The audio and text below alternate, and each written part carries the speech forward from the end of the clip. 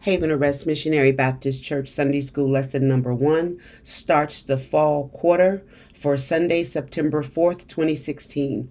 The lesson is entitled The Kingdom of Peace. The lesson comes from Isaiah chapter 11, verses 1 through 9. We were asked to read the same. The time is about 733 BC. The place is Jerusalem. The sovereignty of God, that is, his complete control over all things, is a fundamental principle of our theology. His sovereignty reaches not only to the affairs of nations, but also to every detail of our lives. He does according to his will in the army of heaven and among the inhabitants of the earth, and none can stay his hand or say unto him, What does thou? Daniel 4:35. In this lesson, we will affirm our belief in the sovereignty of God and explore how his sovereignty impacts us today. Today's aim: facts, to get a clear picture of the nature of God's future millennial kingdom. Principle, to understand how God will bring about peace in his future kingdom. Application, to experience peace now in daily life in view of God's sovereign control. Illustrating the lesson. The sovereign God will give peace in your life no matter what you are facing. Golden text. They shall not hurt nor destroy in all my holy mountain, for the earth shall be full of the knowledge of the Lord as the waters cover the sea. Isaiah 11:9. Today we have two outlines. The perfect king, coming from Isaiah 11:1 through 5. And the second is the peaceful kingdom, Isaiah 11:6 through 9. Introduction. The sovereignty of God. This quarter's theme is a fearful subject for some. It somehow brings up images of an austere deity so far removed from us that he cannot empathize with our frailties. He appears to be a God of law, not grace, justice, not mercy, and condemnation, not salvation. Some have even speculated that since the Old Testament especially stresses his sovereignty, the New Testament must be portraying a different God than that of the Old Testament. But this is surely not a biblical view of God's sovereignty. In Scripture, his sovereignty brings comfort as well as fear. For the godless, of course, the thought that an all-powerful God judges their sin and controls their destiny is alarming. But the godly can take refuge under the wings of him who controls all circumstances to bring about their good and his glory. Indeed, a universe under human, not divine control is too terrifying for a thinking person to contemplate. Whatever conditions exist at present, pleasant or unpleasant, the omnipotent, omniscient God is directing all things toward an intelligent end. The perfect king, Isaiah 11:1. And there shall come forth a rod out of the stem of Jesse, and a branch shall grow out of his roots. Verse 2. And the Spirit of the Lord shall rest upon him, the Spirit of wisdom and understanding, and the Spirit of counsel and might, the Spirit of knowledge and of the fear of the Lord. Verse 3. And shall make him of quick understanding in the fear of the Lord, and he shall not judge after the sight of his eyes, neither reprove after the hearing of his ears. Verse 4. But with righteousness shall he judge the poor, and reprove with equity for the meek of the earth. And he shall smite the earth with the rod of his mouth, and with the breath of his lips shall he slay the wicked. Verse 5. And righteousness shall be the girdle of his loins, and faithfulness the girdle of his reins. His lineage, Isaiah 11:1. The prophecy of this chapter grows out of the preditions concerning Assyria in the preceding one. This mighty empire, with an army as impressive as the forest of Lebanon, would achieve God's purpose as the rod of mine anger. Chapter 10, verse 5. To discipline his wayward people. But because of the Assyrians' pride, they too would eventually be hewn down by the axe of God's judgment. Verses 12:33 through 34. By contrast, Israel and Judah would arise again from their humiliation through the reign of their Messiah. He is described as a rod out of the stem of Jesse and a branch out of his roots, Isaiah 11:1. Rod speaks of a shout, sprout, or slender twig, and stem refers to the stump of a tree cut off close to the ground. This is an apt description of the ruling house of David in Judah after the impending exile. Even the use of Jesse's name instead of David signifies the lack of royal power or prestige. This would be the condition of David's ruling house when Jesus, the Messiah, was born. There was no king in Israel, though there was still life in the stump. For both Joseph and Mary were descendants of David. Matthew 1:1, 20, Luke 1:30 through 33, and 2:4. The baby born in Bethlehem was the fragile shoot springing out of the stump. The Messiah is also called a branch, Isaiah 11:1, which literally means a sprout. It is used as a messianic term in Jeremiah 23:5 and Zechariah 3:8, 6:12, and finds close parallels in other Hebrew words used in Isaiah 4:2 and 6:13. Our text pictures this sprout growing out of Jesse's roots.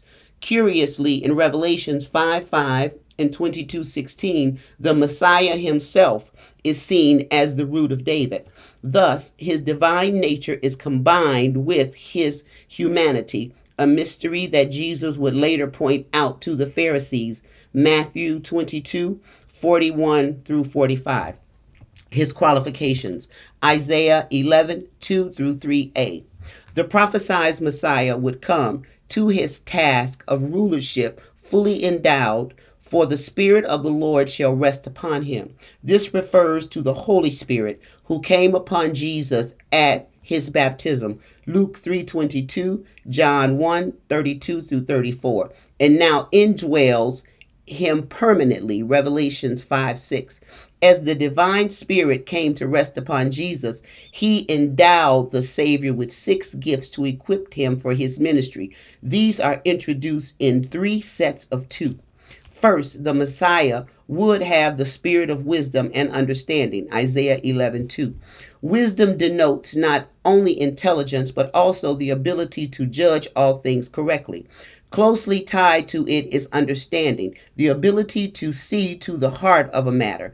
Jesus exhibited these qualities in his accurate assessment of human nature, John 2:24 through 25, and in his ability to detect human motives, Matthew 22:18, Mark 12:34.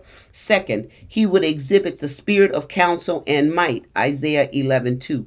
Counsel indicates the formulation of right plans and courses of action, while might is the ability to carry them out.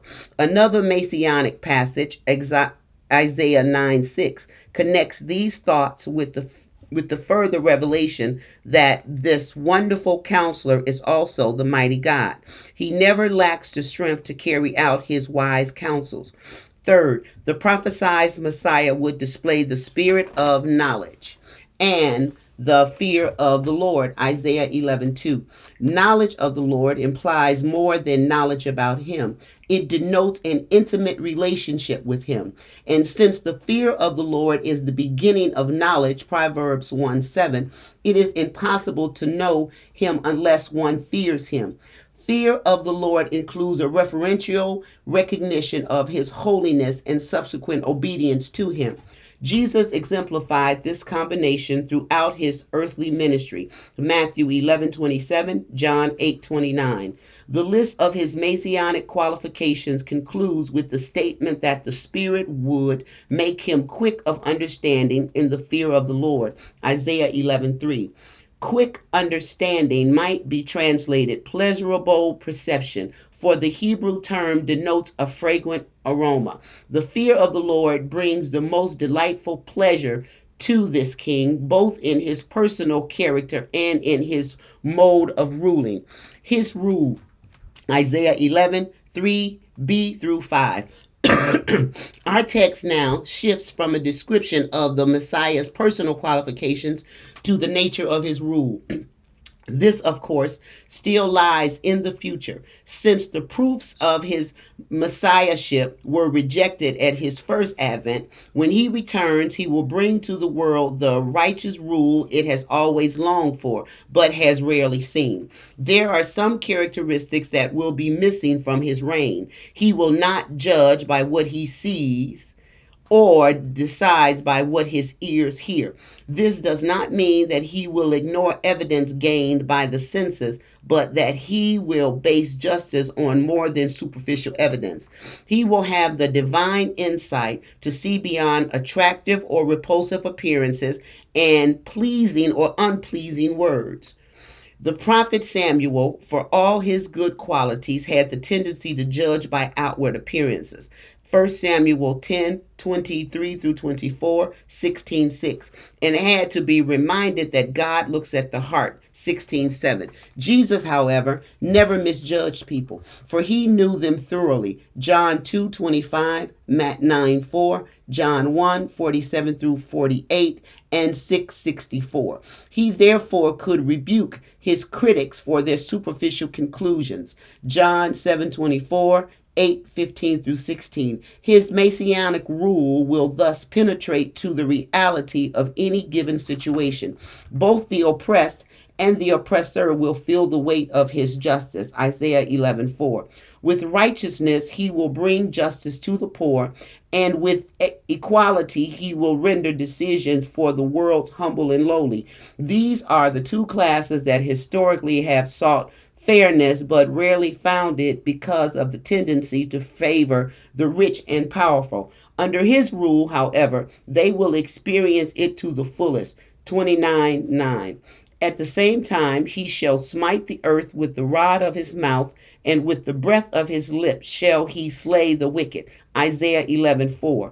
Here, earth and wicked are synonyms for the earth to which the Messiah returns will be dominated by wickedness. He will begin his reign with a massive purge. Revelations 19:11 through 16. His very word uttered in judgment is a veritable sword that slays the wicked. Revelations 1:16, John 12:48. His purge will culminate in the destruction of the Antichrist, the personal representative of Satan. 2 Thessalonians 2:8 through 9. His righteous reign will then proceed with absolute authority. Psalms 2:6 through 12. The Messiah's characteristics of righteousness and faithfulness are portrayed as a girdle or belt. Isaiah 11:5. This figure of speech may have several connotations, but here it most probably symbolizes preparedness for action. The king goes into battle girded with the spiritual qualities that will guarantee his victory, and the same virtues sustain him in the rule that follows. His righteousness or integrity certifies that his kingdom will consistently uphold absolute justice. His faithfulness is a pledge that his rule will always be consistent, always be based on the same standards. His subjects will not have to fear sudden shifts in his policies, principles, or loyalties. His will be the just and stable government mankind has always longed for but never found, even in the legendary kings of folklore and fantasy. The peaceful kingdom. Verse 6. The wolf also shall dwell with the lamb, and the leopard shall lie down with the kid, and the calf and the young lion and the fatling together, and a little child shall lead them. Verse 7. And the cow and the bear shall feed, their young ones shall lie down together, and the lion shall eat straw like the ox. 8. And the suckling child shall play on the hole of the asp, and the weaned child shall put his hand on the cockatrice den. 9. Then they shall not hurt nor destroy in all my holy mountain, for the earth shall be full of the knowledge of the Lord as the waters covered the sea. Harmony in nature. Isaiah 11:6 through 8. The picture that Isaiah now paints for us is extraordinary and beyond our realm of imagination. Conditions in nature will be so transformed under the Messiah's rule that previous amenities and fears in the animal world will drop away, and the relationship between animals and humans will likewise be changed and changed completely. So incomprehensible to us is this transformation and the physiological changes it would necessitate that some prefer to spiritualize these verses. They see the animal descriptions as portrayals of human nature, the bestial tendencies released by the sin nature disappear and are replaced by love and kindness when men and women are regenerated. Yet, this hardly does justice to either our text itself or the context in which it occurs. This entire chapter, Isaiah 11, looks to a future day in the history of Israel and the world when conditions will be transformed. The mention of specific places, verse 11 through 16, leads us to believe that the prophecy will be fulfilled literally. In addition, other prophetic texts foretell the same kinds of conditions. Isaiah 65:25, Ezekiel 34:25, Hosea 2:18, Romans 8:18 through 23. The picture of creation that emerges in our text amounts to the restoration of the conditions in Eden. Genesis 1:26 through 30 and 2:19.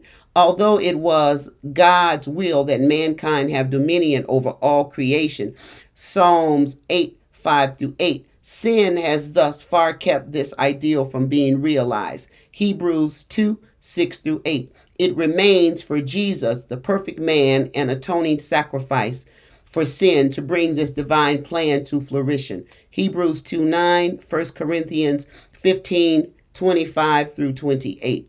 In this Messianic kingdom, reconciliation will occur within the animal kingdom as well as between animals and humans.